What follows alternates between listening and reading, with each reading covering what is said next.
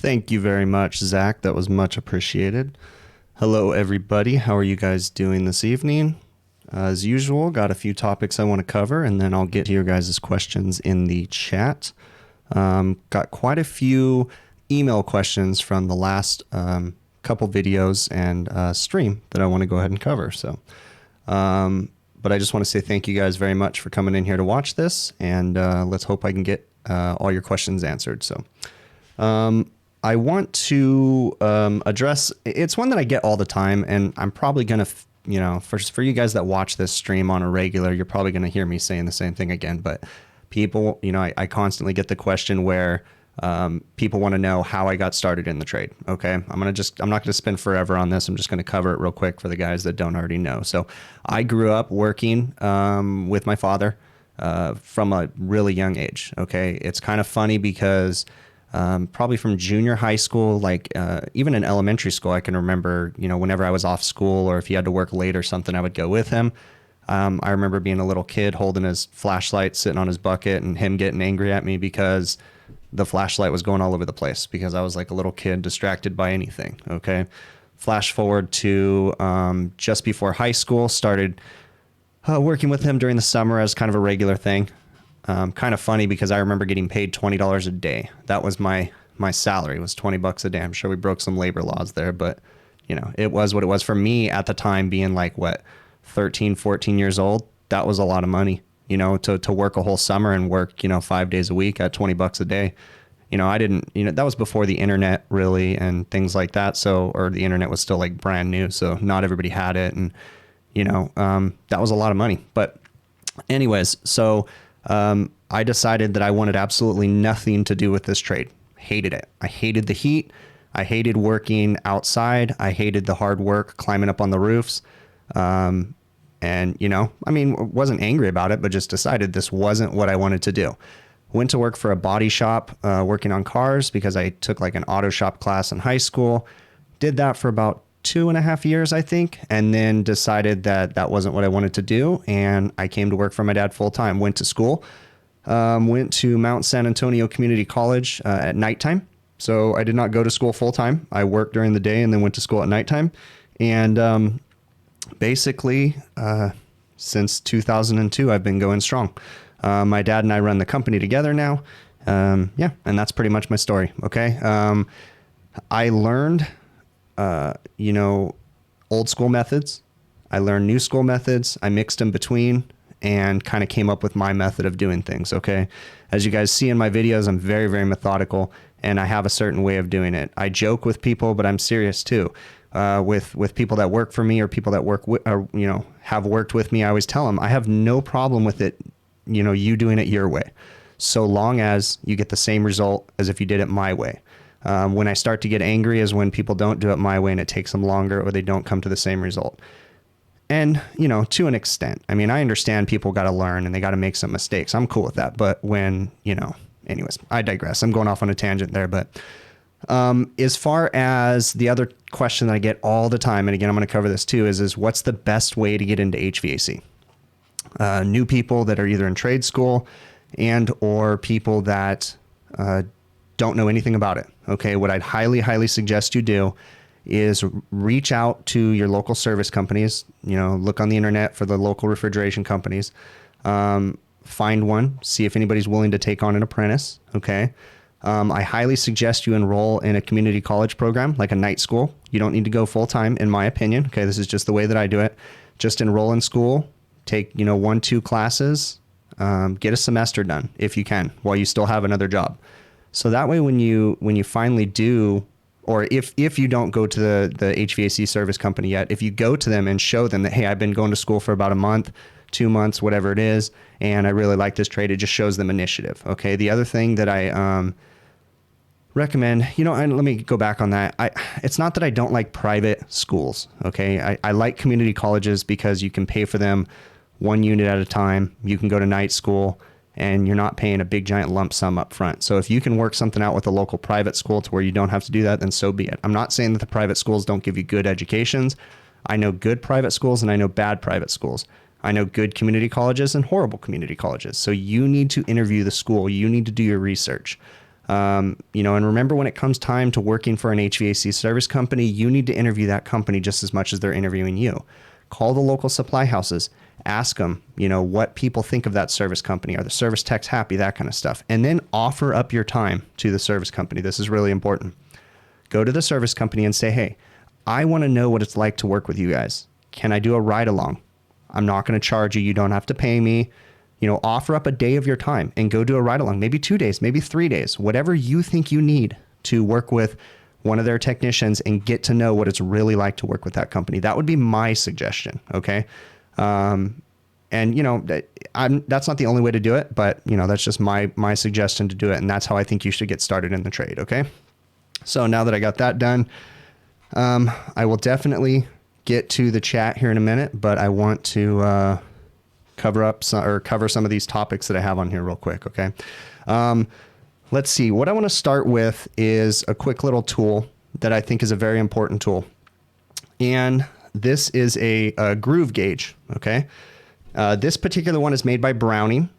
It's for checking belts and then adjustable motor pulleys and or sheaves. Okay.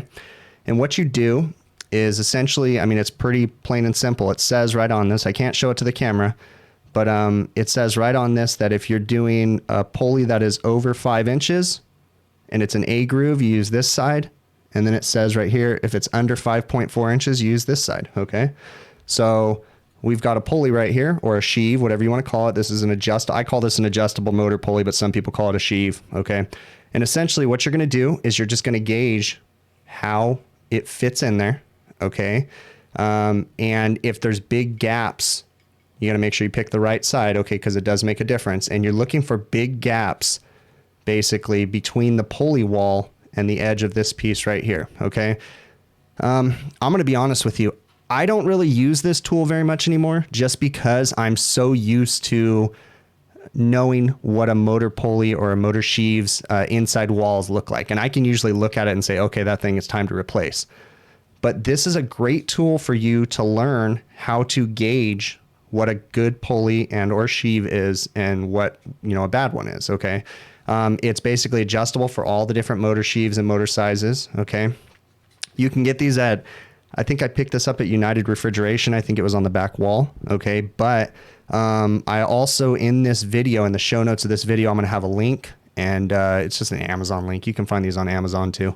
And I think this is a really, really important tool that will help people. Okay. So highly suggest you guys picking these up. I think they're like $5 or $6. So it's not like an expensive tool. You can see mine's really dirty because I use it. I don't know if it just shows up, but it's covered in grease and stuff. So, but it's definitely a cool tool, and it really, really helps you to learn how to tell when it's time to change a pulley or a sheave. Okay.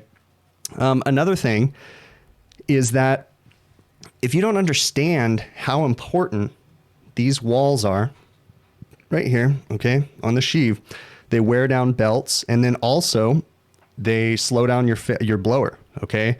If you have a worn out motor pulley and or sheave, and it's not making good contact with the belt, it will slow the blower down. Okay. Therefore delivering less airflow to your system. Okay.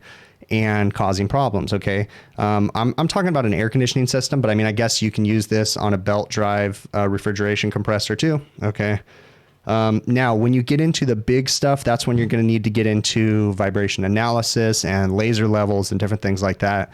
That's a little bit beyond me. Okay. I'm working in the small little restaurant stuff. So I'm just working on exhaust fans and ACs and different things. Okay. But you know, belt life goes a long way. If you can extend the life of your belts, potentially depending on the contracts that you have set up, you're either saving the customer money or you're saving your company money. Okay. And you're making the equipment operate more efficiently. Okay. And then at the same time, in a legit way, without ripping off a customer, you're potentially making a sale for your customer or for your company. Okay. And, you know, like for instance, if you're doing a preventative maintenance, that's what you're doing the preventative maintenance for. Okay. So don't be afraid or ashamed to say you've got a bad motor pulley. Okay. Because that's what they're paying you to do. They're paying you to go there and give them your expertise. Okay. So rant over, but really, really consider picking up one of these. You can get them at your local supply house, motor shops, United Refrigeration. You may find them at your other places. Like I said, I'm going to have a link in the video show notes for Amazon. So you can definitely check that out and do what you guys will with that, okay? All right, let me go ahead and check that off my list. I've got like a little notepad right here, and it kind of just is my stuff that I want to cover, and I'm not necessarily going to get to it all, but definitely helps. So I'll cover that one off, okay?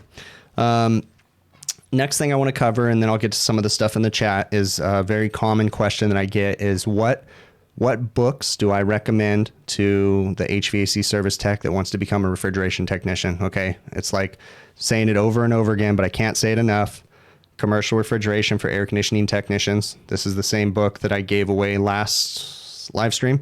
And to the guy that won it, I still have it sitting on my desk. I haven't forgotten about you. I have your information. I'm going to ship it out to you. So the other book, and again, I'm sorry, there'll be a link to this in the video too, because everybody always asks for a link. Okay, down at the bottom of the show notes of the video, Commercial Refrigeration for Air Conditioning Technicians by Dick Wers. This explains starting components. This explains refrigeration, expansion valves, superheat. It explains it all. Okay, so great book. The last one, it's a very, very old book, but I highly suggest it, is the Copeland Refrigeration Manuals. This has a lot of great information about line sizing. It's not the end-all be-all Bible, but it gives you a great introduction into how refrigeration systems work. Okay, this is a 5-part book. It comes with these little manuals inside of it. This is what I used when I was in trade school. I said this last time too. You can see I have little tabs in here because this is the one on line sizing and different things. Great book. There'll also be a link in the show notes too, but you can just look up Copeland Refrigeration Manuals on Google. You can ask your local Copeland rep. They can get them for you. They're not too expensive. I honestly don't know the exact price on it, but it's not too bad. So definitely something I would consider. Okay. So, let me see if we've got any questions in the chat. What I'd really appreciate you guys do is put the questions in caps lock. It really helps Justin, my moderator, and myself field the questions, okay? Mayhem Refrigeration asks, does the WERS book go over racks as well? It kind of goes over racks, okay? It covers a little bit, but it's not going to go crazy in depth into some of the capacity controls and different things you might have in racks, okay? Especially I'm talking like supermarket racks. But it gives you a general idea of, you know, how commercial refrigeration works. So yes, it does a little bit. As far as a book that I could recommend for supermarket refrigeration, I honestly don't have that. I don't have the knowledge to tell you which book to use for supermarket refrigeration. I'm kind of betting to think that there's not one, and you're probably just going to have to look at manufacturer's information, okay? Another thing is any manufacturer of a piece of equipment that you're working on, they usually have great literature, especially if they're one of the big companies, okay? Copeland has great information on their website, or Emerson Climate, you know, all of them. They all have great information. So you just got to do a Google search. Okay. It's kind of funny because I kind of lurk and pay attention to some of these Facebook groups, and I see people asking some very repetitive questions, and I have to give you guys some advice. Okay. Especially you young guys or new guys that are coming into the trade. You know, you need to do a little work for yourself before you ask for help. Okay, so if someone messages me and says, hey, how does this particular box work? More than likely, I'm just going to send them the instruction manual for the box, okay, and say, hey, figure it out, and then call me back with a technical question, all right? I don't mean to be a punk, but you got to understand, I'm getting a million questions a day. Same thing in the Facebook groups. Some of the veteran guys, they get upset because someone will come in and they'll say, hey, what should my pressures be on this air conditioner? Okay, I'm going to ask you, what kind of saturation temperature are you looking for? What should your coil temp be? I'm not going to tell you what your pressure should be, okay? Because there's a lot of variables that go into that too. So you guys that are new, it really, really helps if you guys do some research for yourself, okay? One of my friends made a joke one time, and someone had asked him how to do something, and he was like joking around, and he says, ask the Google. But it's true. Ask Google. Google will tell you this is how you do it, okay? There's a lot of information that can come from Google. If someone asks me a question in one of these streams and I don't know the answer, I'm just going to Google it, and then I'm going to field the information and say, okay, this looks legit, and I'm going to pass it on. Okay. So Google's a big thing.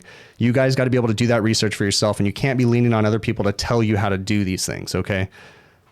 All right. Here's a question. Do you only work in restaurants, or do you do other places? And this was Samuel. 99% of the work I do is restaurants. So I do air conditioning, refrigeration, ice machines, exhaust fans, basically HVACR and refrigeration. I guess that's all the same. I just said it all already.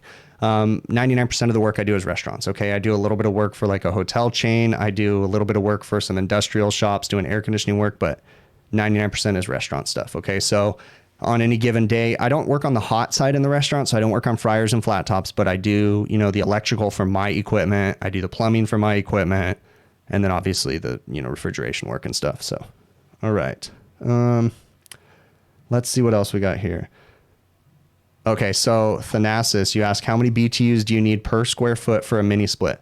That's not a rule of thumb number that's going to honestly figure that out. What you need to do is you need to do a proper load calculation on the space that you want to cool. Now, am I saying that you can't just go get a 1 ton or a 2 ton unit and throw it in there? No, you could, okay? But depending on your climate, are you in Florida? Do you have high humidity? Do you have low humidity? If you overcool the space, you might add humidity. There's all kinds of different things you can do, okay? So you have to do a load calculation. If you don't want to do a load calculation yourself, there is people, I'm sure maybe someone in this chat will even say they'll do it for you. Or there's companies that basically will come out and just do a load calculation for you. Or they may just ask for information from your house and tell you what the load is on your room, okay? But as far as how many BTUs you need for a certain room, there's a lot of factors that go into that, because you have to know how much heat is either infiltrating or leaving that room. You have to know the thicknesses of the wall, the insulation in the walls. You have to know the ceiling, the floor, the windows, all that stuff comes into play. Okay. So if you want your equipment to work properly and you want it to be efficient, you need to do a load calculation. That's the best way you can do it. It sounds scary, but it's really not that big of a deal. Okay. Because most of the time we're not doing these calculations by hand anymore. We're using a computer program. So input some numbers, some measurements. You can do a block load calculation, figure out your windows, different things like that. Okay. Feel free to reach out to me. As usual, hvacrvideos@gmail.com, and I can give you some more information about that, okay? All right, let's see what else we have here. See if I'm missing anything. If I'm missing any questions, guys, don't hesitate to put them again, okay? It looks like I'm not missing anything. How many BT? Yeah, I don't see any questions coming in yet, so you guys go ahead and do that, and I'm going to go ahead and keep covering my stuff. Now, for those of you that are watching this stream and don't already know, this is a YouTube live stream, right? You guys might be watching this after the fact, or you might be watching this live. If you're watching this after the fact, there's a live chat going on, okay? And a lot of times people that come in live, they're watching this and they're in the chat room. So I don't know how many people are in the chat room right now, but there's quite a few people in there, and they're all just throwing in questions and commenting. There's also conversations that happen in the chat room too, that are aside from the video, and there's nothing wrong with that. But so just so that you guys know, you guys that are throwing in these super chats, thank you guys so very much. I really, really appreciate it. Really appreciate it. Okay. All right. So Chris Cooley says, Chris, do you repair hot side restaurant equipment as well? No, sir, I don't. I don't do any hot side work. I stay super busy dealing with the refrigeration and air conditioning. My stress level and anxiety is already through the roof. I don't need to add another trade into it. So here in Southern California, it's very common to have a refrigeration and air conditioning company and then a separate hot side company. It's very interesting because I hear some guys that are in other states where they only do refrigeration or they only do HVAC. See, here in SoCal, that's not very common. SoCal, it's going to be difficult for you to just handle HVAC and or just refrigeration if you're working with restaurants. So but it's okay. We do get by with not having to do hot side work. So, all right. What are my thoughts on Trenton equipment, Cody? Okay. I'll say this about any brand of equipment, except for there's a few that I'll name, but Trenton, is decent. Okay. They make, what I consider to be quality equipment. It seems to be made very well. But it all depends on who's working on it. Okay. For the same reason that I think in the last streams, a homeowner had come in and said, which one's better, Train or Linux or whatever. It all depends on the service company that's working on your equipment. Are they comfortable working on Trenton equipment? Okay. I'm comfortable working on it, so I'm good with it. Okay. It all depends on the service techs that you're having working on your equipment. But as far as Trenton goes, I think it's decent stuff. Their schematics are pretty easy to read. I don't work on a lot of their stuff, but I mean, when I do come across it, nothing wrong. On some of their fractional horsepower condensing units, their condenser fan motors are kind of goofy. Those little square, weird ones with some weird brackets, but I mean, it is what it is. So, any load calculation software I recommend? No, I'm sorry. I don't have a recommendation. Maybe some guys in the chat here can say. I mean, I know of some, like Right Soft is probably one of the bigger ones. But I don't use load calculation software on a regular. I use refrigeration software to do load, like heat load calcs on refrigeration units, but I don't do air conditioning load calculations very much. So I can't really recommend that. As far as like the refrigeration load calculations, I'm going to use probably Rustbox, which is Russell Refrigeration. That's their software. It's on their website. I showed that in my last stream. That's the one that I use to do my refrigeration load calculations. So, all right. Again, guys, throw your questions in caps lock so that way we get them, okay? Southern California gets hot. Yeah, okay. Okay, so ice on a walk-in freezer floor. This is one that I had. So someone has large, massive amounts of ice on the floor and they wanted to know how to clear it up.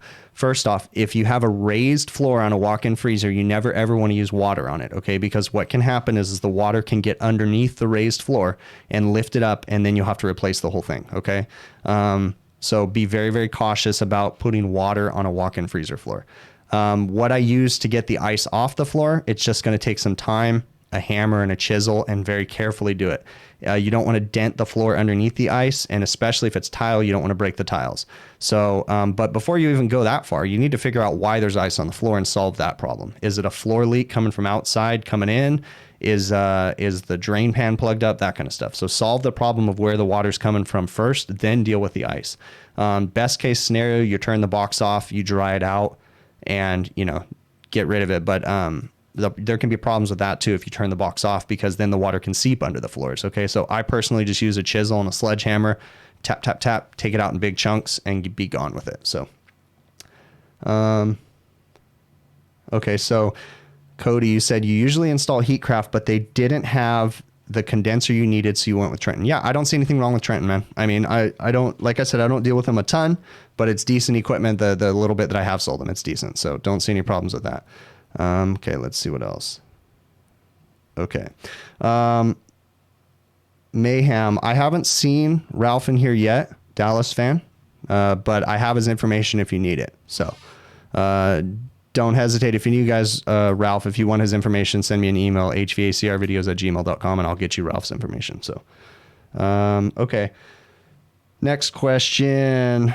Oh, this is a really interesting one. So there's a gentleman from Russia who watches my videos, and, you know, he sent me a message and he said he was very surprised and kind of disappointed, but also, you know, kind of laughing about it, that the United States doesn't have better technology than what he thought.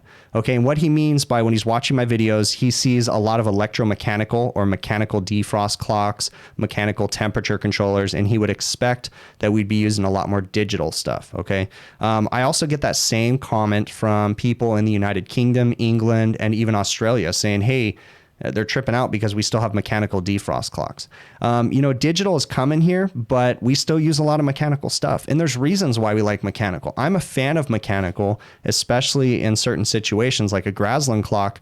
I'll go between Graslin and Paragons, but I'm a fan of the Graslin clocks because I can put a long defrost in the middle of the night, but then a short defrost during the day.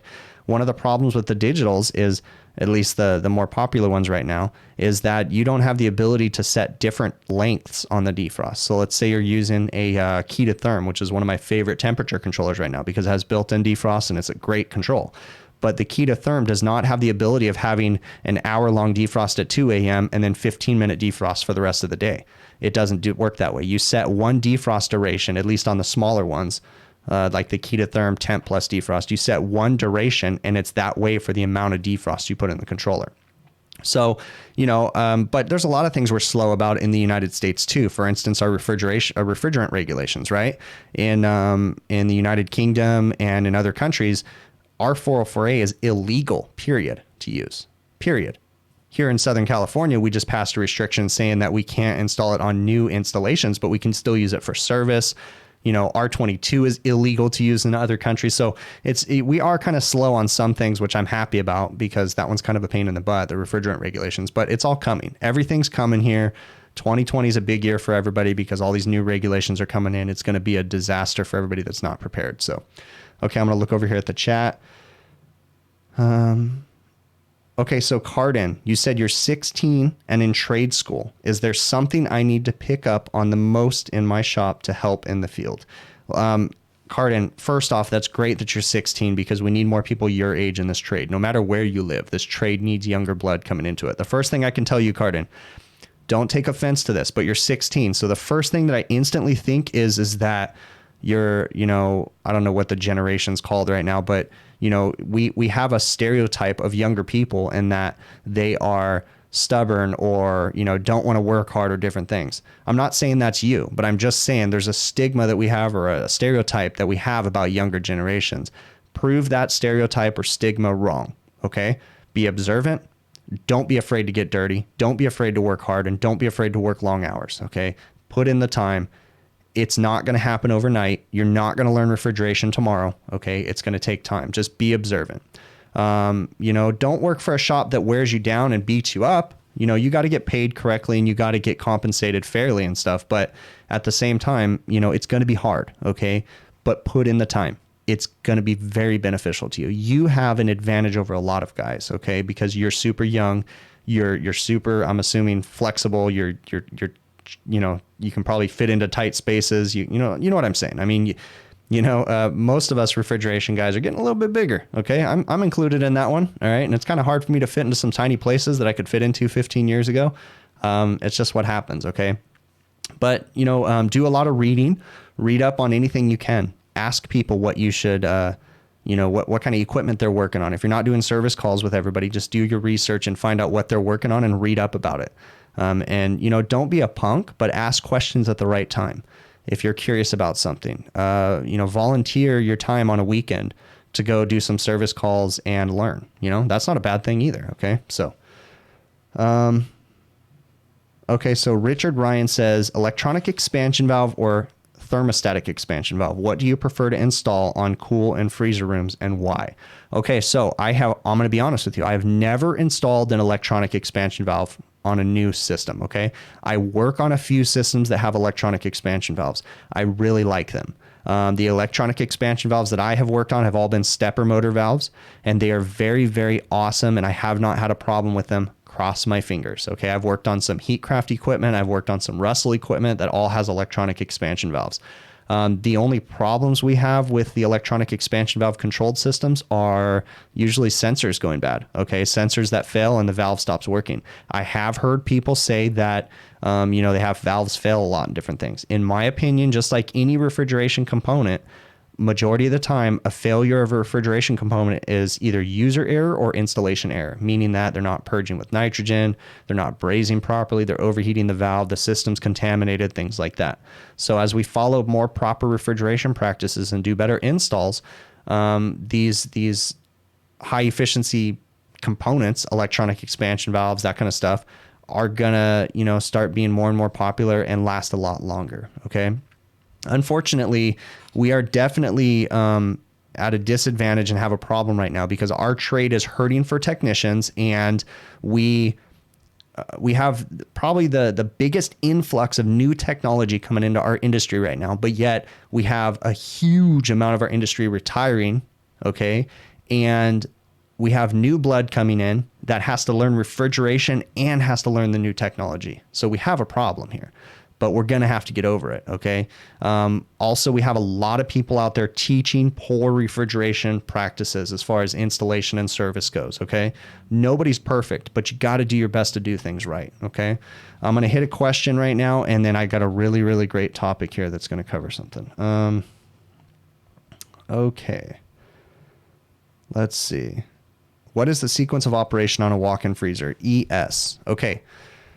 Hey, Justin, help me not to forget to answer that question. I'm going to cover something else real quick. ES, don't let me forget. I will cover the sequence of operation on a walk-in freezer, but let me finish with what I got in my head real quick. Okay. I want to cover how I go about doing an evacuation on a system, and I'm talking vacuuming the system down. Okay. First off, there's some great information out there right now. It's not even the technology. We have great resources to learn how to do, proper evacuations right now.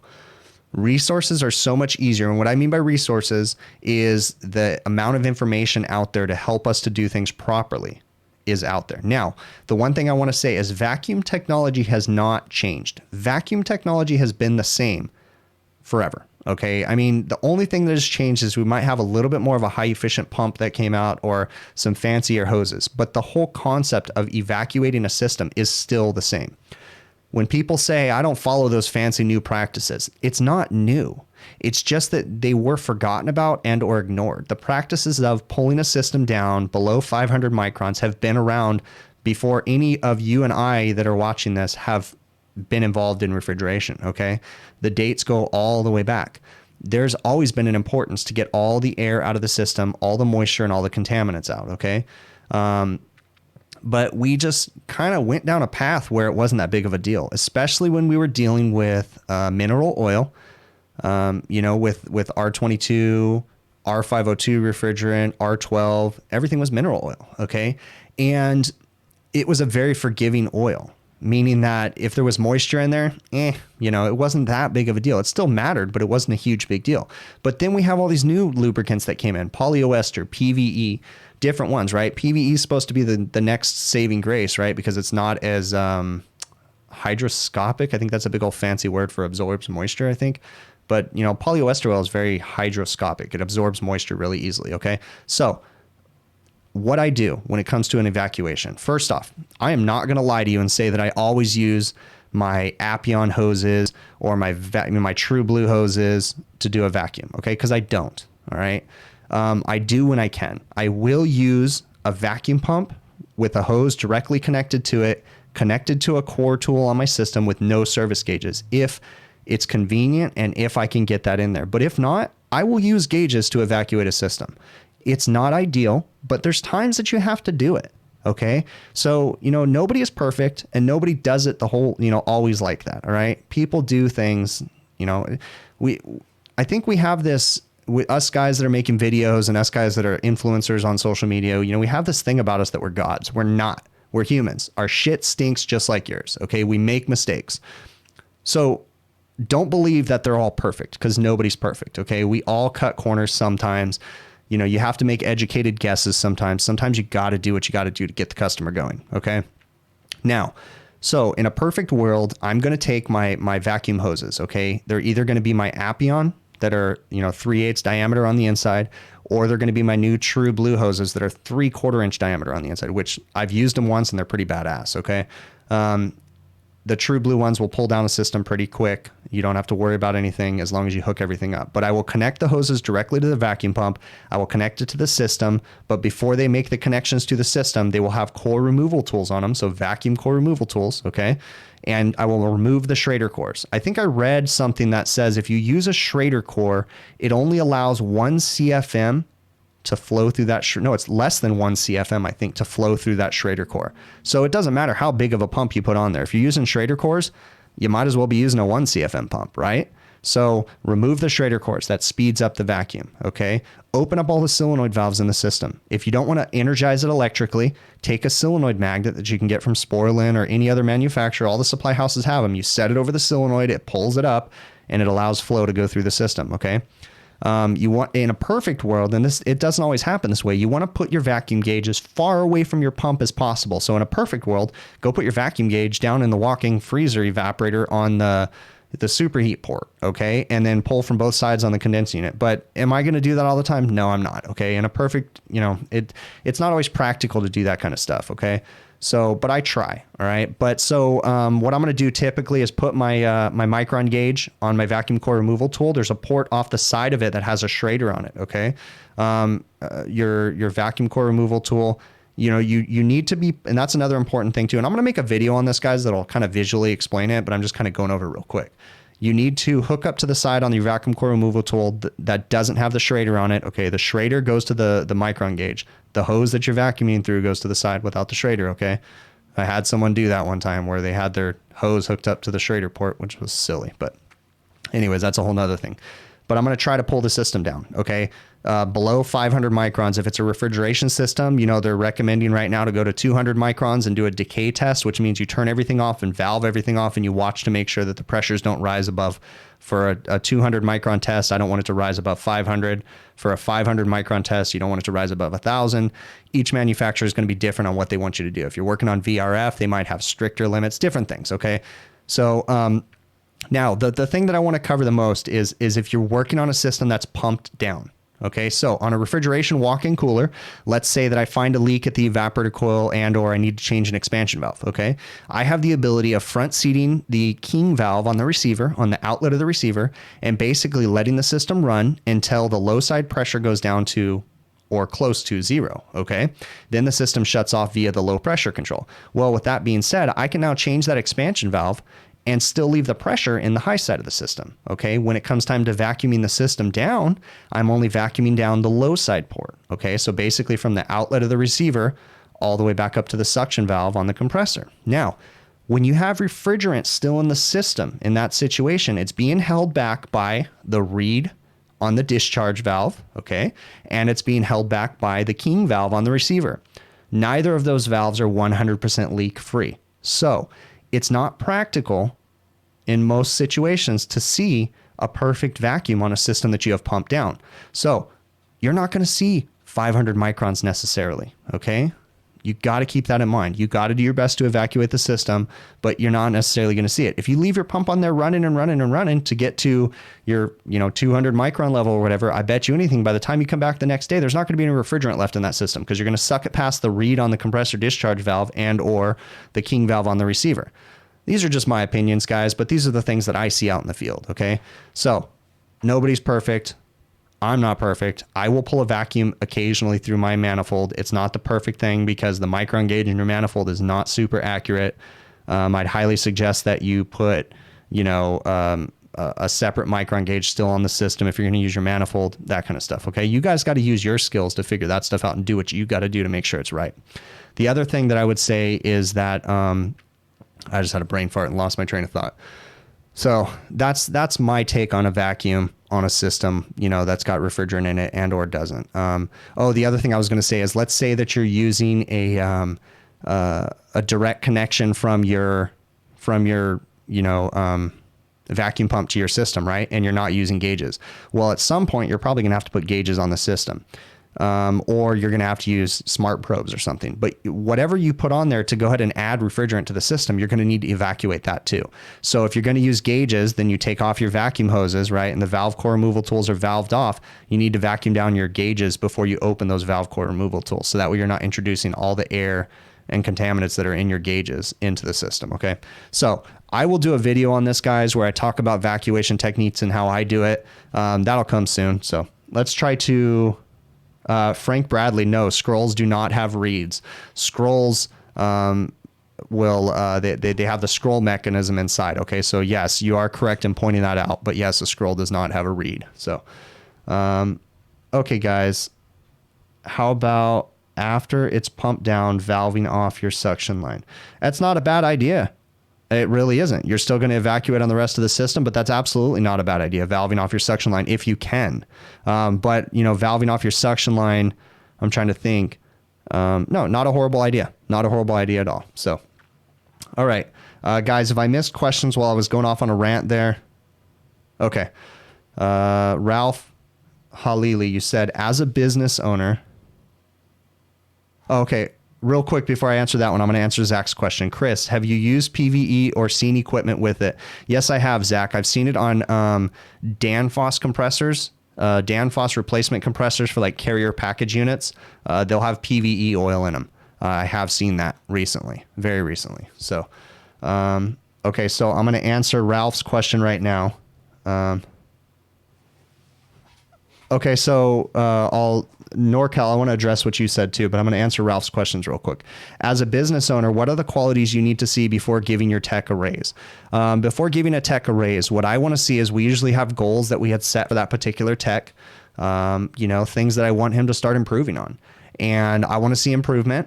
And I want to see effort put out by him. I want to see customers being happy about him coming in. There's nothing worse. And this is something that the other day, I walked into a restaurant and the general manager and the kitchen manager were standing right there. They were talking and they looked at me and they said, oh, hey, and they shook my hand. They said, hey, Chris, how you doing? You know what? I'm so glad it's you that came here today because I know it's going to get fixed right. And that was like a gut punch to me because, well, why wouldn't one of my guys fix it right? And that's what I try to relay to my managers. And And it's a difficult thing. My guys are good guys. They know what they're doing, right? But there's obviously some kind of problem that the manager and or kitchen manager sees in my tech, right? So that kind of sucks. So as a business owner, that's something that I think about. It's like if I'm getting complaints like that, that sucks. You know, that's a hard thing. So, you know, we look at everything as a business owner. Obviously, okay, well, I shouldn't say obviously. I want our service techs to make as much money as possible. Okay. But I still got to, we have to stay profitable as a business too. And callbacks and different things like that, those are a big deal. Customer complaints, those are a big deal. So, you know, we have to, it's like a seamless thing. We all have to work together. It's like a symbiotic relationship, right? I think I heard that on a movie recently. But, you know, everything works together and it flows together, and we have to have a good thing going. And if everything's going good, then that's when service techs get raises. Okay. NorCal Dave, you said the True Blue is not all that. On small units, you like the 3/8 1/4 inch better. Hey, you know, Dave, great point. All right. I just got the True Blue. I used it once. It was cool. It took me 45 minutes for a vacuum on a walk-in cooler system. I pulled down to 200 microns. It held, all that good fancy stuff, but I could have gotten that same thing with my Appion 3/8 hoses. So, you know, I mean, to each their own. And don't let anybody tell you that you're not a great tech if you don't have these fancy tools, okay? You don't have to have all these fancy tools. When I was first coming up in the trade, I couldn't afford to buy $600 True Blue professional kit. I just bought that. It was $600. Okay. I can afford that now because I have a tool budget, you know, but you know, I can't expect everybody. So I really think in all honesty that the True Blue hoses are priced a little bit high. Okay. For some KF fittings, quick flange fittings, okay, that have been around forever. What True Blue is, in all honesty, and it's great products. I'm not talking crap about it, but I'm just telling you guys, you don't have to have that to be a great tech. Okay. But what the True Blue selling point is the like the PVC hose that they use. It's really flexible. I mean, the flanges and different, and the way that they connect the flange fitting to the hose. Okay. But the KF fitting, that's been around forever. That's an industrial vacuum, you know, thing that's been around for years and years and years. Okay. There's nothing new about that. It's just the hose that they made. Okay. But I'm not talking crap on it. I obviously bought it because I thought it was cool. All right. I like it over the Appion hoses, the Megaflow hoses. This is the True Blue we're talking about. And the reason why I like it over the Appion is because the flexibility is a little bit better. And the fact that on the quick flange fittings, you can do a 90-degree fitting. That was really cool. That's a selling thing for a refrigeration guy, because sometimes we can't fit that giant Appion hose in places. And that's another thing. There's times where I can't fit my vacuum hoses, like all those fancy stuff on a giant on a little reach-in cooler. So you got to use your manifold. Okay. So don't let anybody tell you that you're a hack because you use your manifold or something like that. It is what it is. Do what you can, do the best you can to the best of your ability. Do the job right. Think about the customer's best interests, that kind of stuff. Okay. Always. You guys see me preaching in my videos about being concerned about the customer. That's what makes the customer, you know, shake my hand when I walk in the door, in my opinion. That's why they like me, because I am concerned about their best interest. At the same time, I have to make money as a contractor, but I genuinely do care about my customers, and I care about my reputation and what they think about us. Okay. All right. I'm going off on a rant on that. There was a question that I needed to answer. Justin, help me remember what it was. I told you to help me remember. I forgot. What was the question? Clint, thank you very much, man. I'm going to try to go back up here and remember what I said I wanted to answer. Oh, sequence of operation for a walk-in freezer. Okay. I'm going to go through this one. I don't want to spend a ton of time on it, but basic walk-in freezer, basic. Okay. Electric defrost. Essentially what you're going to have, and this is a basic typical setup, is you're going to have a condensing unit on the roof. Okay. And the evaporator coil is typically going to be powered by the condensing unit. We're talking about a 208 3-phase condensing unit on the roof, or even 208 single phase on the roof. Okay. But you've got 208 volts on the roof. And what you have up there is a defrost time clock. Okay. Typically, the defrost time clock is going to be the master. It controls everything. Okay. So the defrost time clock on a system that has like an 814520, which is a Paragon clock, and or a Graslin DTA V40, which is the Graslin defrost clock, you're going to have a number 1 terminal. You're going to have an N terminal, N as in Nancy. You're going to have a number 3 terminal, and you're going to have a number 4 terminal, and you're going to have an X terminal. Okay. Number 1 terminal is power to the clock. Okay. Then there's usually a jumper between 1 and and 2, and then basically 2 is your switch leg for your refrigeration. So when the defrost clock is not in defrost, it sends power to number 4. That sends power down to your evaporators. You've got some limit switches in there. Again, this needs to be done in a video more, but I'm just kind of giving a rough thing. Okay, so number 4 sends power down to the evaporator coil to turn on the solenoid valve. And to energize the evaporator fan motors after the fan delay limit switch has gotten cold enough. Once that happens, the system's going to satisfy or come down to temperature, and then it's going to cycle on and off via the low pressure control because the solenoid valve shuts. Okay, the solenoid valve is typically controlled by a temperature controller. Then, because it's a walk-in freezer and the evaporator temperature is below 32 degrees, we need to do periodic defrost. So this particular system is going to have an electric defrost, and what's going to happen is whatever time you have set on the defrost clock, when it goes into defrost, it's going to stop sending power down to number 4. Okay, which energizes the fans and the solenoid valve, and it's going to send power down number 3. Number 3 is going to energize your heating circuit, okay, whether it be hot gas defrost or electric defrost. In this case, I'm talking about an electric defrost. So you've got an electric defrost being energized by number 3. That also goes through a couple limit switches, okay. You're typically going to have a heater safety that won't let your heaters get above like 70 degrees, or the where the sensor's at won't let it get above 70 degrees, something like that. But you're also going to have a defrost termination because most walk-in freezers these days are they have time and or temperature termination. So what that means is that if you have the defrost clock set for a 45-minute defrost, if you didn't have temperature termination, it would stay in there for 45 minutes. Well, if the box temp was already high, you might bring the box temp really high by leaving it in a 45-minute defrost. So we usually have a limit switch in there that basically looks for a certain coil temperature. On a Heatcraft unit, I think it's 55 degrees surface temperature at a certain point in the coil. And if it hits that 55 degree range, it basically completes a circuit and sends power up on the X terminal and de-energizes the defrost before the time period ends. Okay, hopefully I didn't just confuse you guys and I answered your guys' question there. But I have some videos where I think one of them is titled Walk-in Freezer Electric Defrost Explained. If you look at that video, it kind of shows you what I'm talking about in the sequence of operation, okay? Okay, Fluke196, great point. He says, does my OCD ever get me in trouble? Do you have rules like don't fix if not broken? Yeah, I mean, I say that I have OCD. I'm actually not diagnosed with OCD, but you guys see in my videos, I'm like an anal whatever freak about stuff, okay?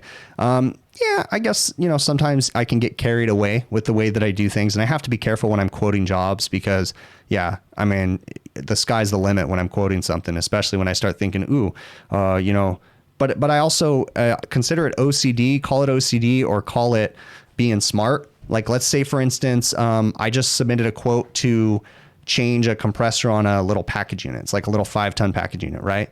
Well, whenever I change a compressor, I change the high pressure, the low pressure, and the compressor contactor. Doesn't matter what kind of a failure it is, okay? Unless the compressor contactor was just changed. All right, I'm going to look at the points, but I mean, typically I'm quoting a new contractor. But same thing, low pressure and high pressure, just because I don't know what caused that compressor to fail. And a low pressure and high pressure switch is a very good, a likely thing. It's difficult to change if you have refrigerant in the system. So you're going to have the refrigerant out. So is that OCD that I do that? I don't know. I think it's just being smart. But as far as it getting me in trouble, I wouldn't say it gets me in trouble, but I mean, I definitely do go the extra mile. But understand something, guys. Some people, like, I've been recently getting questions like when I clean an ice machine, some of the questions are, how much did that job cost? And it's like, okay, first off, I'm not going to tell you guys how much the job costs, right? Because I can't do that, okay? I can tell you how many hours I took. I don't mind telling you that a typical ice machine cleaning is going to take me 6 hours, okay? If it's really bad, it's going to take me 8 hours. It is what it is. That's usually a 2 system, 2 heads, 1 bin. 6 to 8 hours. That's the cleaning that I quote because we go crazy when we're cleaning them. And even still, you guys have seen in my videos that I don't go, like, I can only clean so much on those things, okay? Because they're dirty. But, I mean, I try to cover my butt with quotes, and at the same time, I like to be super thorough, but I consider myself to be very efficient. Another question I get all the time is how can I film and do the job right? In my opinion, I'm not trying to crap on anybody else, but I'm efficient when I do my stuff. So I can still manage to film and get the job done faster than my customers are happy. So I don't want to say I'm faster than other people, but I mean, my customers are happy and they're not complaining about my bill. So it is what it is, right? Hopefully I kind of answered that without going off too much of a tangent. All right. Thank you guys very much for the super chats that are coming in. I'm going to go down here to the bottom. Yeah, Justin. Yeah, it takes that long, dude. All right. Let's see. I'm reading someone's question right now. Okay, cool. All right. Let me go ahead and get to a couple other things in here. Guys, if you have more stuff, if I missed anything while I was going off on a rant, don't hesitate to throw it back in the chat, okay? Throw it in there. Something I want to cover. Guys, I'm starting to put more links in my videos. Like I've already mentioned, I'm going to put links down in the bottom of the thing for this, okay? Okay. I highly recommend that you use your supply houses to buy tools and supplies, okay? I'm a fan of using supply houses as much as possible. When it comes to certain tools, though, I'm going to be honest with you guys. I buy them from True Tech Tools, okay? Because they have great deals. They have a rewards program. I get nothing from True Tech Tools. I don't got any offer codes or any of that fancy stuff, okay? But I do use them, all right? There's some great deals sometimes. But sometimes I will buy things from Amazon too, small things. I don't buy big fancy stuff from Amazon typically because I prefer to buy it from a supply house because when it breaks, I can take it back, okay? But there is some things I buy from Amazon too. So recently I started including some Amazon links in my videos. So if I'm mentioning a tool, okay, what I'm doing is I have like I get a commission from Amazon basically. I set up like an affiliate account and I think on some things you get 4% commission, on some things you get like a 1% commission. It doesn't add anything to the price of what you're paying for it. I honestly don't even know why they do that because it just seems kind of silly. Amazon is not always the cheapest place, okay? So if I throw an Amazon link in the video, it doesn't mean that's the best price. It just means that if you choose to use Amazon, because some people do, hey, here's a link, use it. It, gives me a small commission. I'd appreciate that, okay? It's little things like that that help me keep doing these streams and these videos, okay? I'm not gonna lie to you. I make money from this, okay? People send super chats. I have a sponsorship with Sporlin. I'm not bragging. I'm just being honest with you guys, okay? But every little bit helps because I do invest a lot of time in this stuff, okay? It's consuming. You guys, I mean, this office, this is a small little area, but I mean, it's crazy what I got going on in this tiny little place, okay? And I do this partially because I'm obsessed with things. Once I get involved, I get in head over heels and start going crazy with things and buying things that I shouldn't buy and whatever. But I just want you guys to know, I do put links in there. If you guys choose to use them, I appreciate it. If not, no big deal. And I encourage you guys to always buy from supply houses first, even before True Tech Tools. Buy from your local supply houses because you're supporting those guys. I don't want to, I refuse to order parts and different things off Amazon. I won't do that. And to each their own. Some people like to use Amazon for that stuff. I'm a supply house kind of a guy. I want to support my local supply houses as much as possible. But one thing I will say is that one of the things I really like about True Tech is they have everything in stock. My supply houses don't. When I have to go to the counter and say, hey, look at this new little Appion 2 CFM battery operated vacuum pump I have. They're like, ooh, that's really cool. And I'm sitting here thinking, why am I telling the supply house about this? Why shouldn't the supply house be telling me about it, right? Seems kind of silly. But anyways, I went off on a tangent there again. But okay. Chris Cooley, you ask if I've tried a spin swaging tool. Yes, I have. I really do like the spin swage. Rector Seal also makes one too. I have both of them. I have the spin and then I have the Rector Seal model. The selling point of the Rector Seal model was that you could use it in an impact. I don't like the impact. When you try to use an impact with 7/8 copper and you try to use the swage, I find that it just bends the hell out of the 7/8 copper. So not a fan of using the impact, but you can still, even if it's not an impact, you can use the Rector Seal one on a normal drill. For some reason, I don't know if my swage is worn out or what, but I've been using the Rector Seal one a lot lately, and I've been noticing it's leaving black crap inside the copper. Like the paint or the coating on the Rector Seal one is like coming off, and I have to clean the inside of the copper after I'm done with it, okay? Now, to be fair, I haven't been using the spin one, because the spin one, honestly, I lost like the 3/8 inch one or something like that, so I just started using the Rector Seal one. So I don't know if the same thing would happen with the spin swage too. I don't know if any of you guys have noticed that. They use them a lot, but I use the 3/4 inch and the 7/8 inch a lot when I'm doing refrigeration for ice machines and walk-ins. I use those swages a lot. So I don't know if it's the swage is just worn down. I'm curious if you guys in the chat have used the spin. Have you guys noticed that? Have you noticed that black stuff starting to pop up in there? Keep thinking PC. Thank you very much, man. Yeah, I do 2 jobs. And I joke and I say this, but I'm serious, okay? I think there's something wrong in my head, and I honestly do talk to myself when I'm working. So in all reality, there really is nothing different between me holding a camera, and I don't hold the camera the whole time. I only turn the camera on every few minutes and film, you know, a 6-second clip and then just piece those all together. Okay. If you notice, like my longest video is 30 minutes, but it's on an ice machine cleaning that took me 6 hours, you know, or something like that. And it's not like I wasted time. I stop and film while there's nothing else for me to do. Again, I'm always concerned about my customers. So, okay. So, Sean Mack, you said, do I prefer pressure controls with capillary or use armored hoses? I've used the armored hoses. They're decent. I'm going to tell you the ones that I like the most right now. They're sold in United Refrigeration, and they're like a polypropylene hose.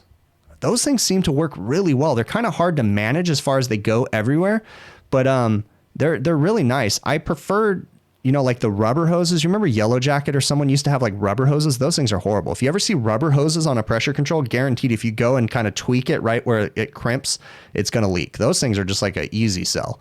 But yeah, United Refrigeration has these plastic things. Fluke 196. Thank you very much, man. I really appreciate it. You guys, I'm blown away when you guys do these super chats. It really is awesome. But yeah, I really like the little, I don't know what brand they are that United has, but they're like these PVC or plastic freaking hoses. They're awesome. All right. Okay, interesting, Scott. So you have to replace them about every 60. I'm assuming 60 times. Yeah. See, and that's I guess I'm gonna have to replace my 7/8 one because I'm starting to notice it's like I'll have to show it in a video where the black stuff's coming off inside the pipe and it's starting to irritate me. Okay, so what is the normal amp draw on a walk-in freezer drain heater? Ralph, okay, so that's a really good question, and it depends on the heater that you're using, okay? And that's one of the things, if you use the pre-manufactured heaters that are a certain length, they usually have a date, like a UL tag hanging off of them, and it'll tell you how many watts it is, okay? If you know how many watts it is, you can download an app and input your incoming voltage, and it'll tell you how many amps it should be running. Now, if you're using the cut to fit stuff like I use, it's made by Raychem or Raypack, I think. And it's basically cut to fit heater cable, and then you just throw an end on it. That stuff too, you just got to read the instruction manual and it tells you how many watts it is. Okay. So every drain heater is the same.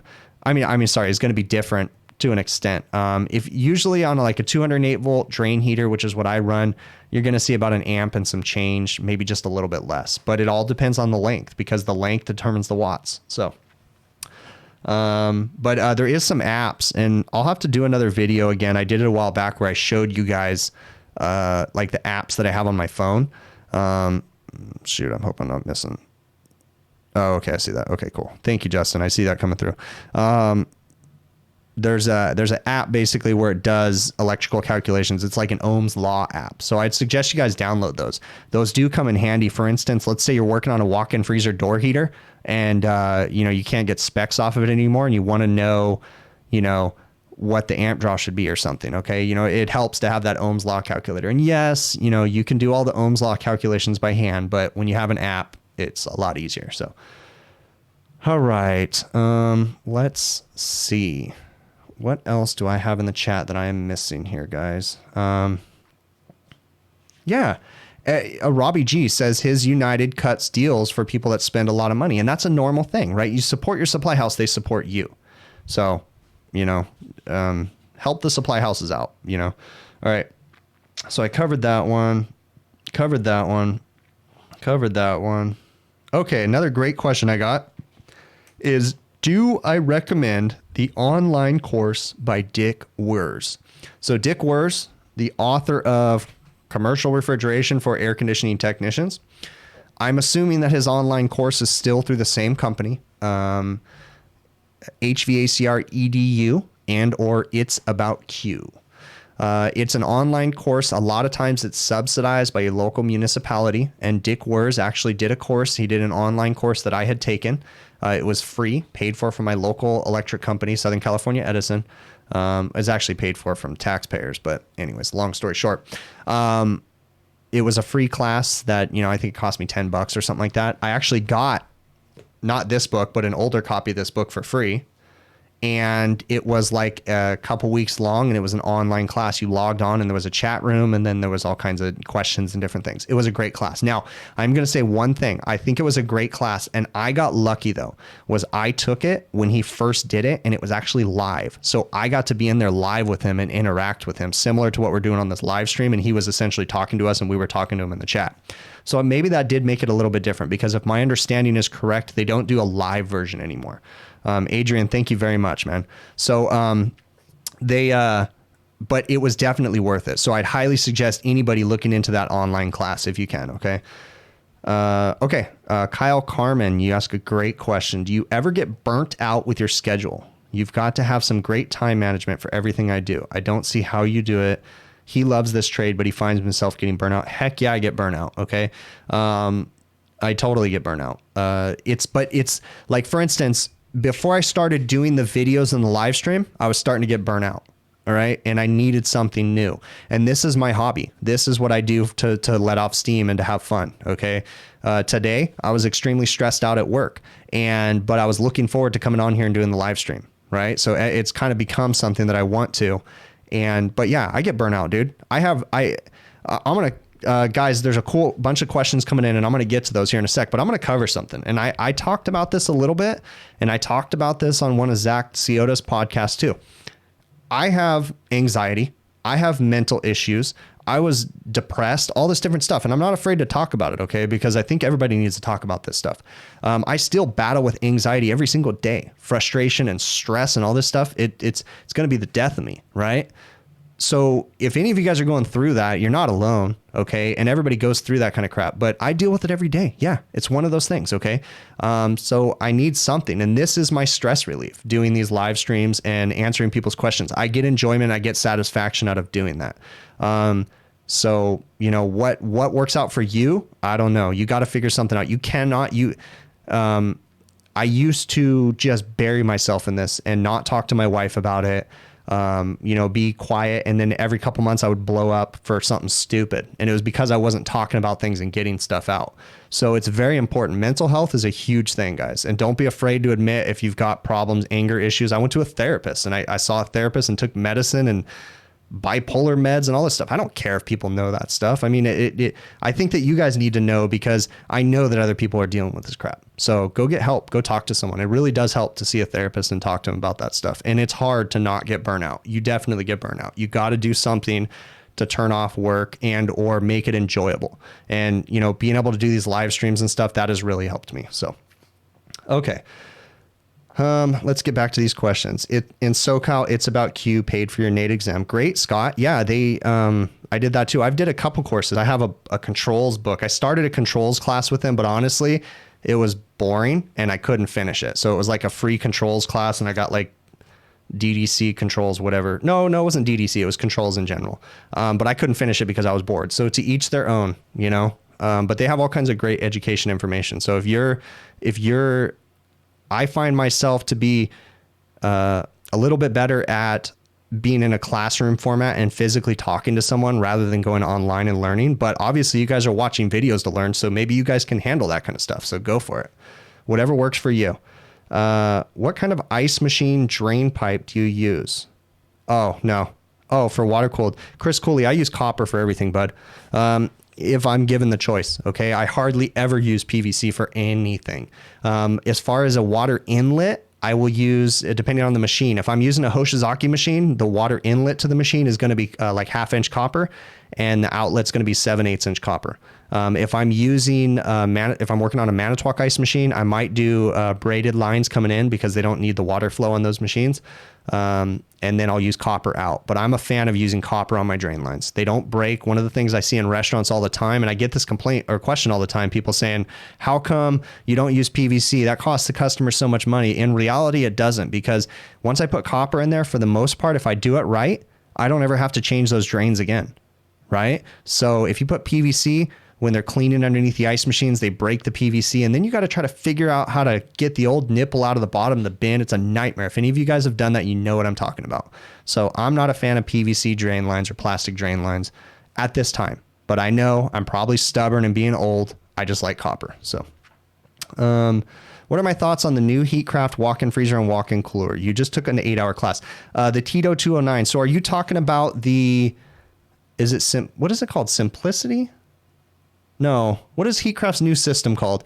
I'm still working. I'm installing probably on Wednesday a QRC, quick response controller. So we're still doing some of those. I haven't done their new system. I can't think of what it's called right now, but I haven't done the new stuff yet. It's supposed to be promising and communicating and all this fancy stuff. So let's see if it works. I think it's kind of funny though, because they went to the quick response controller for their medium budget stuff, and then they quickly moved on to something else, but I haven't had that many problems with it. So, no live version for It's About Q. Yeah. Okay. Right on, Scott. If I'm working on a walk-in cooler condensing unit that's 208, 230 single phase, and you check low pressure, high pressure switch that is open from each leg to ground, why do I get 120 if it's a series circuit? Frank, I'm trying to think how I can explain that one right now. Email me on that one, Frank. I think I can explain it by typing it out better. Okay.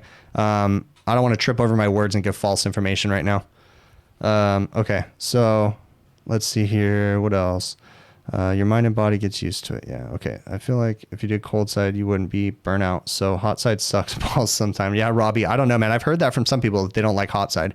I mean, I still deal with greasy restaurants and stuff. One of the complaints I hear about hot side is having to deal with fryers and different things all the time and being covered in grease. Don't get me wrong. I mean, I still work in restaurants where I smell like chicken wings or whatever when I go home, and I can't wait to take a shower. So, but I'm not rolling in the grease like someone maybe working on fryers is. So, let's see if I'm missing a text message. No, I'm not. Okay. All right. Let's see what else here. What else am I missing? Intelligen. There you go. That's the name of it. Yeah. I haven't worked with the new Intelligen yet. I've seen the brochures at the supply house, but that's it. So, okay. So guys, any more questions, throw them in there. I'm going to go through my list here and keep going down, answering the questions. Oh, this was a really good one. So someone had asked if I'm working on a walk-in cooler, especially an older system that doesn't have a superheat tap down at the evaporator, how do I check evaporator superheat? That's a really good question. If you guys don't already know, most common walk-in coolers and walk-in freezers these days have a port on the suction header as it's coming out of the evaporator coil to where you can access the evaporator pressures to get your suction saturation, your vapor saturation temperature at, right, and do your superheat conversion. What was I going to say? Okay, on the older ones, they didn't have that port. So what you would have to do on the older ones is you would have to use the evaporator pressure. Or I'm sorry, the condensing unit suction pressure at the compressor. But you have to be careful and you have to pay attention to the system, because you can have a pressure drop between the evaporator and the condensing unit. Okay. So you need to make sure that the suction line is properly insulated from the evaporator to the compressor, and that it's not a super, super long run. If it goes 4 stories, then you're definitely going to have a pressure drop between the two. So the pressure at the evaporator might be higher, but you can't access it. So the pressure at your condensing unit might be lower. In that situation, you got to be careful, because you might have to make an estimation for the superheat. If you think you have a really high pressure drop across the system, you might have to do a subtract like 1 to 2 psi from the suction pressure up on the roof, or add whatever. So in that situation, but most of the time when I deal with smaller systems, if I can't get a reading down at the evaporator, I'm going to take a reading at the compressor, but I'm still going to take a temperature down at the evaporator suction line. I'm going to do the math, figure out what the superheat is, but at the same time, that's where it really comes into play. You need to pay attention to the compressor superheat too. Okay, in that situation, the compressor superheat really, really helps you. So that's where I would go in that situation. All right, hopefully that helps you guys. Joe65, why do I think the industry doesn't standardize a single refrigerant? I'm assuming you mean refrigerant, as in like just picking 404, whichever one. Well, number one, the problem is that we have different applications, right? We have low temp, we have high temp, we have medium temp. Medium temp and low temp are usually one and the same, pretty similar. But I honestly don't have an answer for that, other than there's a lot of people involved. and the government regulations are pretty crazy right now. You know, the standards that we have set for global warming potential and different things.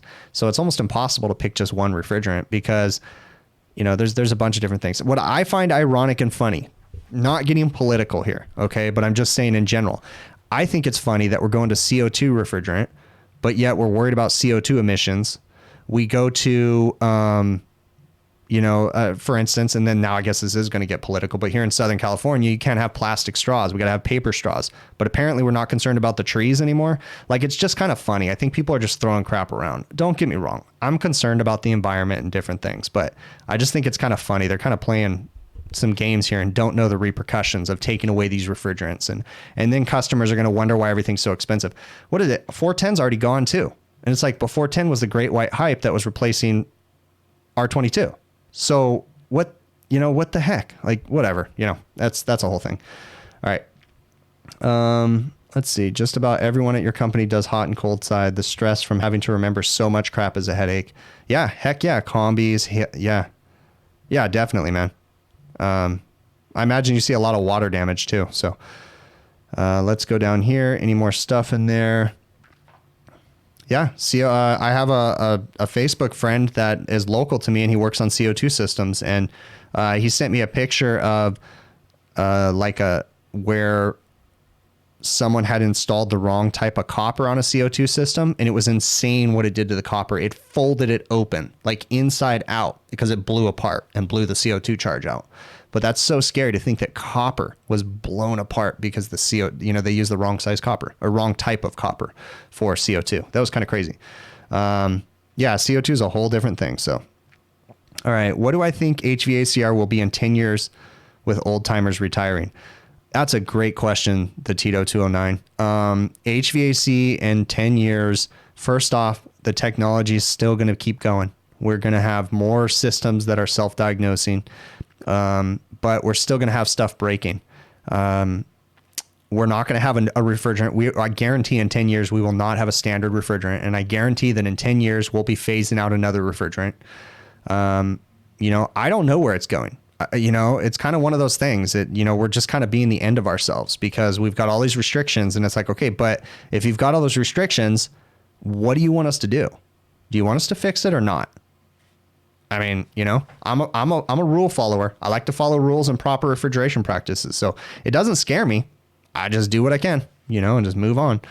My thoughts on 407C, Philip Jenkins. I'm going to give you my personal opinion on 407C. I've never used it. I've heard it's a great replacement, but it also is on the chopping block. So it is what it is. I still use R22 to this day, but the biggest thing I have with 407C is people that don't change the oil in the system. Some systems it works, some systems it doesn't. Okay. So in my head, I'd rather not use it. And I still push R22 to my customers and I give them the options. We can go with these alternative refrigerants. But if I had to choose an alternative refrigerant based on everybody's satisfaction, I would choose 407C. Never used it. I put my gauges on it a few times, but I would choose that one, but I would change the oil in the system. So I would sell an oil change. If I'm working on an air conditioning system, tip the damn thing over, pour the oil out, pour new oil in, put polyester oil in it, put 407C and call it a day.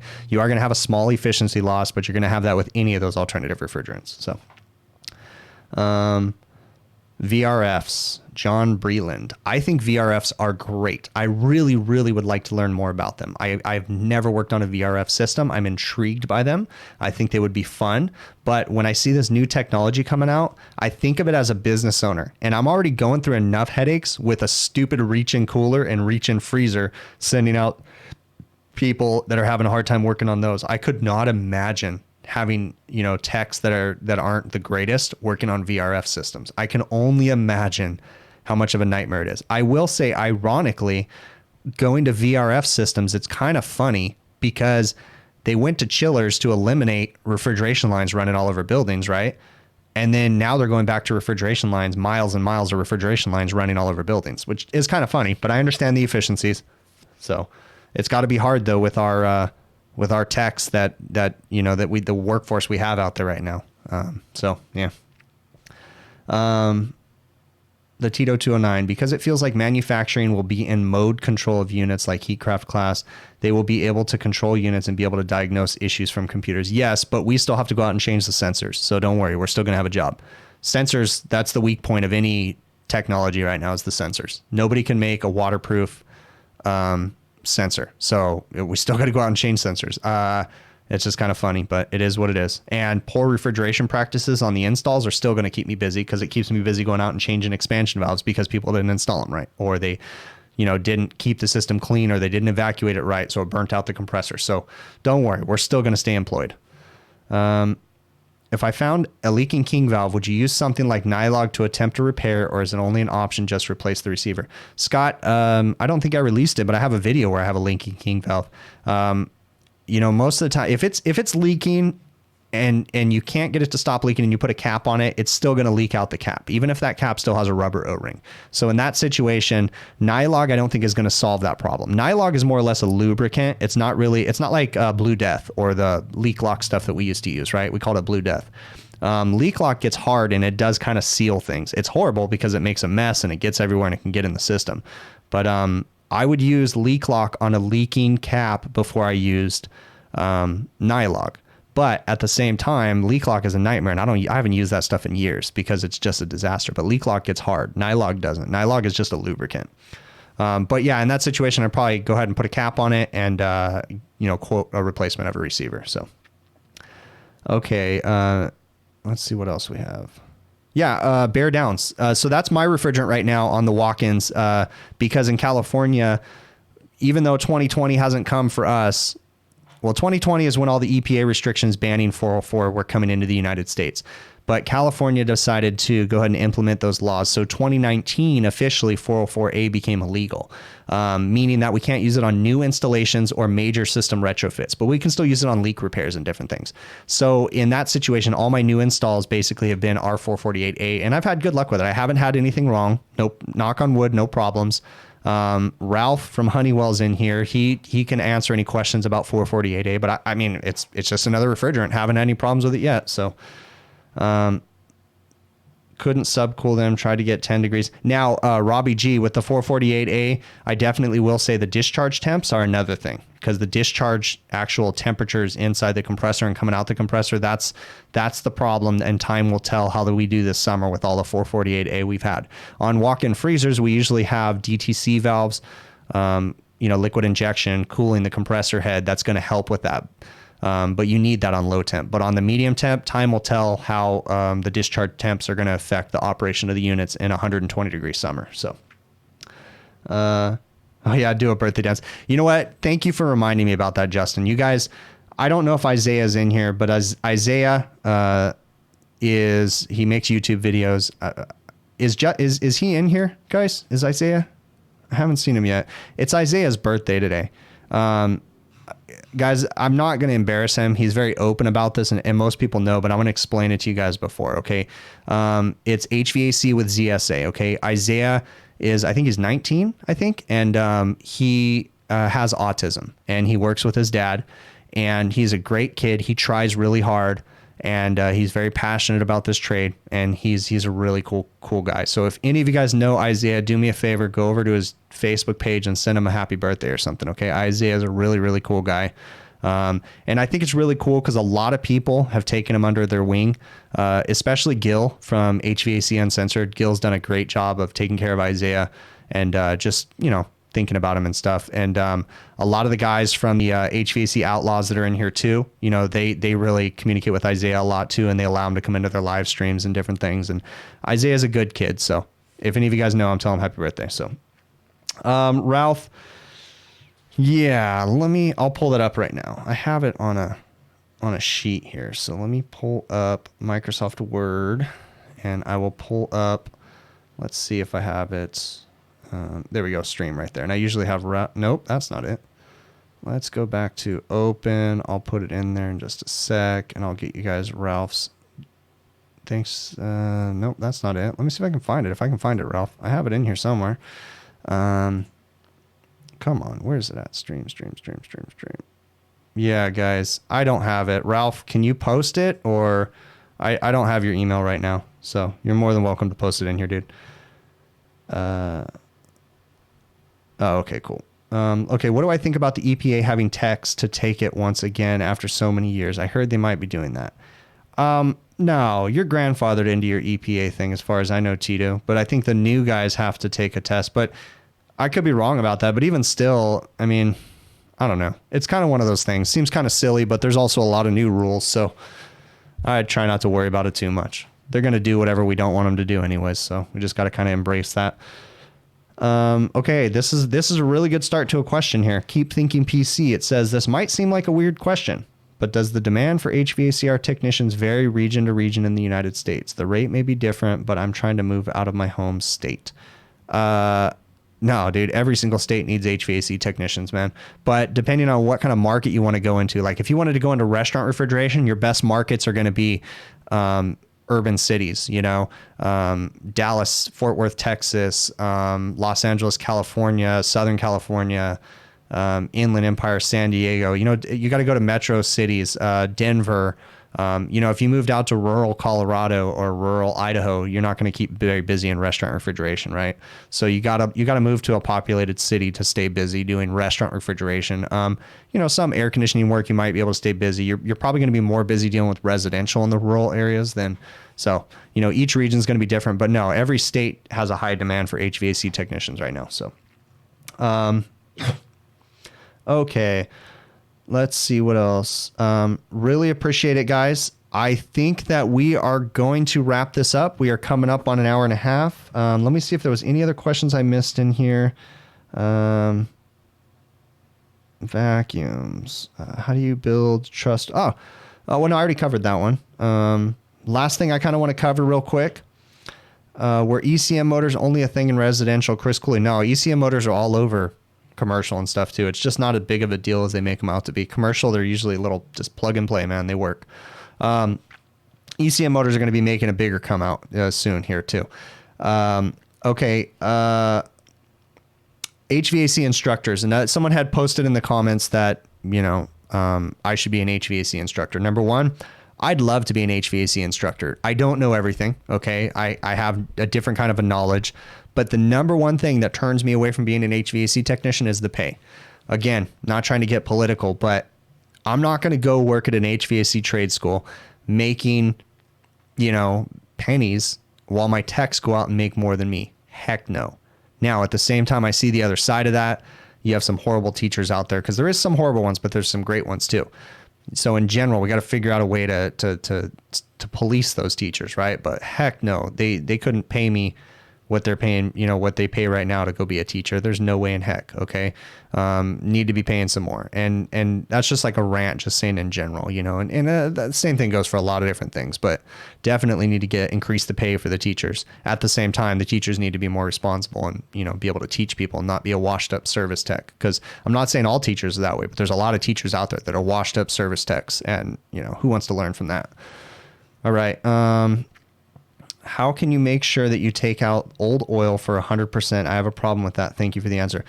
You can't always get 100% of the oil out. You're probably only going to get 70 or 80% of the oil out, but it's okay. You only add what you took out, basically. So if you take a compressor and you tip it over and you pour the oil out, I guarantee you're not going to get the full charge out of that thing. You only put in what you pulled out, basically, because that rest of that oil is still somewhere in the system unless there was a big leak. So, the little bit of mixture in there is not going to be the end of the world. So,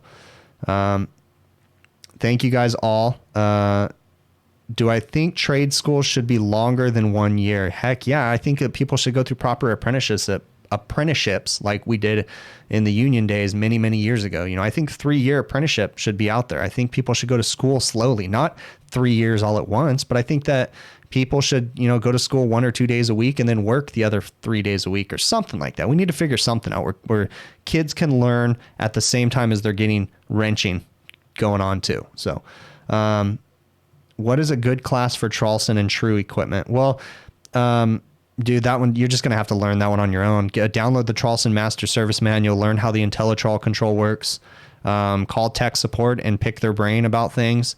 As far as True goes, same thing. Download their manuals. True has a lot of great information out there about their temperature controllers and different things. And call tech support. True offers like service training, but I mean, it's not really technical service training. So, okay, guys, we are going to wrap this up. So I want to say thank you guys very, very much. I really appreciate it. Do me a favor.